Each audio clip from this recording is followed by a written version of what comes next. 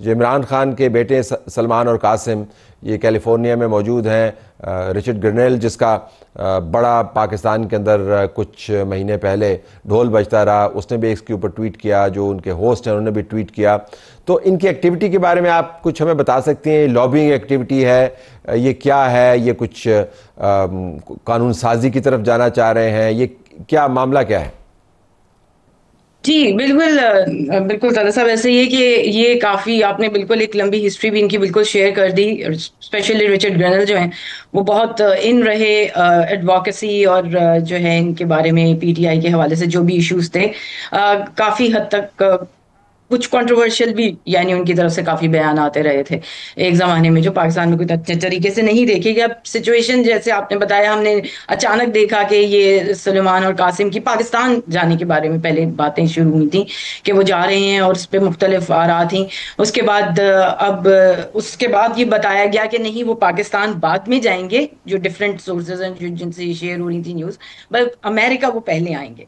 So America वो आ गए हैं अब, क्योंकि ये भी ज़्यादा चीज़ें सोशल मीडिया पर एक लिमिटेड तरीके से अभी तक शेयर हो रही हैं। और वैसे वो इस वक्त कैलिफोर्निया में है, और रिचर्ड ग्रेनल जो हैं, जो उनका ताल्लुक भी कैलिफोर्निया से ही है, लॉस एंजलिस में ही उनका घर भी है।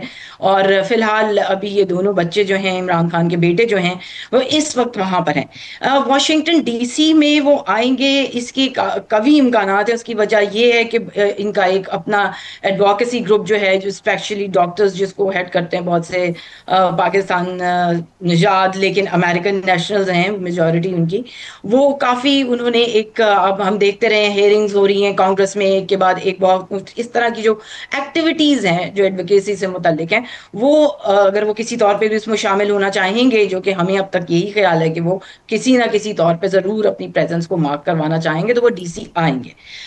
इस वक्त वो डीसी में मौजूद नहीं है। अलबत्ता पीटीआई की जो ऑफिशियल जो डिफरेंट चैनल्स होते हैं या ऑफ द रिकॉर्ड भी जो हम किसी से बात करते हैं, तो उस पे भी ये एक एक्सपेक्टेशन तो उन्हें है कि एक तरह से शायद कोई किसी किस्म की जान पड़ जाएगी उनकी किसी चीज़ में। उनकी जो एक तहरीक अब लगता है कि काफ़ी हद तक ठंडी पड़ गई है। लेकिन अमेरिका के जो लोग रह रहे हैं, जो कि इनके सपोर्टर्स भी हैं, इनके वोटर तो नहीं है, जाहिर है वो वोटर बहुत ही कम होंगे, इनमें से सपोर्टर्स ही हैं, तो वो काफ़ी आप समझ लें कि उनके लिए एक फॉलोइंग क्योंकि बहुत ज़्यादा है इमरान खान साहब की पर्सनैलिटी के तौर पे, ठीक। लीडर के तौर पे के अलावा, तो वो उनके बेटों का यहाँ आना उनके लिए शायद काफ़ी जो है मोरल बूस्ट का काम तो जरूर करेगा। फिलहाल अभी वो कैलिफोर्निया में ही है, अभी उनकी मजीद वहाँ क्या एक्टिविटीज हो सकती हैं वो लिमिटेड ही होंगी, क्योंकि देखें लेफ्ट जो हमारा अमेरिका का जो वेस्ट कोस्ट है, वो कोई पॉलिटिकल उन चीजों के लिए कोई खास जाना नहीं जाता, उसका कोई ऐसा असर नहीं है। डीसी में ही सही कह रहे होगा हैं। जो। लेकिन वहाँ से ज़ाहिर है उन्होंने उन्होंने अपने लिए एक प्लेटफॉर्म इस्तेमाल करना है, और उसके बाद सोशल मीडिया के ज़रिए ये जो जमाओ मकान की बंदिश है कि कहाँ पर वो लोकेटेड हैं और कहाँ से वो बात कर रहे हैं, उसको ओवरकम करेंगे और फिर बताएंगे कि जैसे उन्होंने बड़ा काम किया। लेकिन असल में पाकिस्तान की जो इंगेजमेंट है यूएस के साथ, वो बजरिया रिचर्ड गर्नेल वाया सलमान कासिम नहीं हो रही। असल में तो डिप्टी प्राइम मिनिस्टर वहाँ पर मौजूद हैं और रियासती अमूर पर वो बात कर रहे हैं।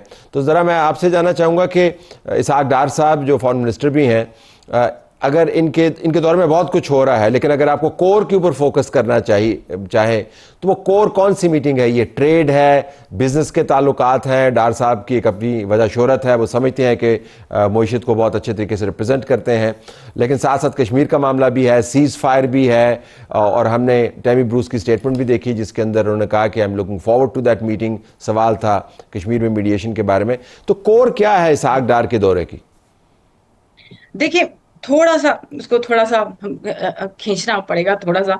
अब वो ये कि एक तो हम सबको पता है कि आए तो इसीलिए हैं क्योंकि अब पाकिस्तान के पास जो है सलामती काउंसिल की जो इस वक्त जुलाई के महीने में जो है वो सदारत है, और उसको यूटिलाइज भी बेहतरीन तरीके से पाकिस्तान एक्चुअली करना चाह रहा है। उसकी मैं आपको छोटी सी एक मिसाल दे देती हूँ कि जो इम्पोर्टेंट दो डायलॉग्स ओपन कर होने थे यूएन में, उनमें से एक जो था वो यूनिलैटरलिज्म ऑन टू रिजॉल्व कॉन्फ्लिक्ट्स है। सो देखिए, ये अभी जो कुछ पाकिस्तान और इंडिया के दरमियान हुआ है, ये उसकी तरफ एक इशारा करता है कि बायलैटरल नहीं बल्कि यूनिलैटरलिज्म का एक वर्ड जो है वो यूज किया गया है, जिसपे हमने देखा कि इंडिया की तरफ से काफी सख्त रद्द-ए-अमल आया है और बहुत सख्त उन्होंने तकारीर भी की, जिसके जवाब में जाहिर है पाकिस्तान ने अपना पॉइंट ऑफ व्यू पेश किया। एक तो ये था कि इस जो एक प्लेटफॉर्म मिल रहा है पाकिस्तान को, उसको वो बेहतर तरीके से यूटिलाइज कर सके। अब दूसरी तरफ हम आ जाते हैं जो हमारे जो यहाँ पे इनके साथ ट्रेड और टैरिफ के मुज़ाकरात चल रहे हैं। तो इससे पहले भी जो ब्यूरोक्रेटिक टीम्स हैं वो यहाँ पे आके अभी गई हैं।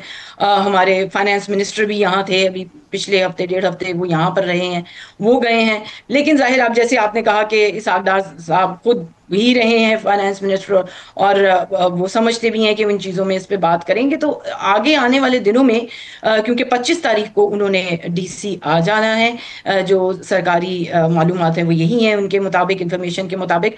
और फिर यहाँ पे उनकी मुलाकात जो है वो मार्को रूबियो से भी स्केड्यूल्ड है, जहाँ तक हमें पता है कि उनसे उनसे मिलेंगे।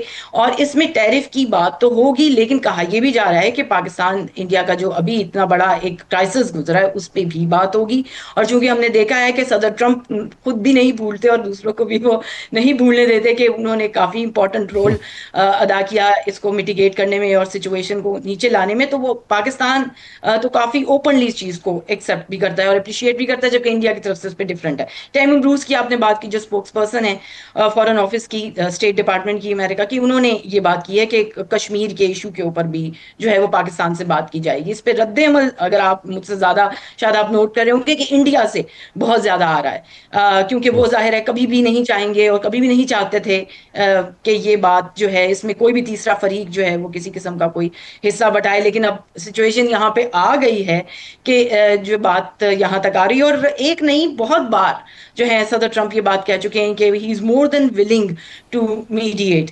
तो अब देखते हैं कि ये बात कहाँ तक जाती है। लेकिन सिर्फ ये बातें नहीं होंगी, एक अगर हम थोड़ा सा इसका रेफरेंस देखें कि पाकिस्तान के अमेरिका के साथ जो हम रिपोजिशन कर रहे हैं अपने आप को, उसमें उसमें मिनरल की जो हमारी एक डील है और जिसपे हम काफी स्ट्रेस भी जी। कर रहे हैं, पाकिस्तान जो है इस पे कर रहा है, ही डिस्कशन में जरूर आएगी। ये ख्याल यही किया जा रहा है इन सर्कल्स में।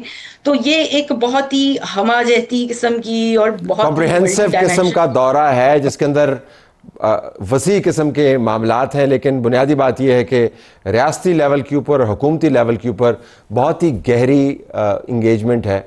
और ऐसी गहरी इंगेजमेंट जिसका तस्वर शायद 2-2.5 साल पहले आप कर नहीं सकते थे। तब दरवाजे खुलते नहीं थे, तब टेलीफोन कॉल आते नहीं थे, ना ही एलची कोई आते थे। अब ये है कि एलची जा भी रहे हैं, टेलीफोन कॉल्स भी हैं, मीटिंग्स भी हैं, तो इंगेजमेंट बहुत डीप है। नूर मुकद्दम का केस पाकिस्तान के अंदर उन केसेस में से एक है जिसने मीडिया के अंदर बहुत अहम बहस भी छेड़ी और जिसने कानून का भी बड़ा इम्तिहान लिया। अब उस केस के फैसला होने के बाद एक और मरहला हमारे सामने आ रहा है जिसके अंदर ज़ाहिर जाफ़िर, जिसने नूर मुकद्दम को बहुत बेदर्दी के साथ कत्ल किया, मौत की सज़ा पाने के बाद सदर मुमलिकत के सामने रहम की अपील दायर कर रहा है। और हमें बताया जा रहा है कि उसकी ज़हनी कैफियत के बारे में कुछ रिपोर्ट्स को बुनियाद बनाकर ये अपील पुश की जाएगी।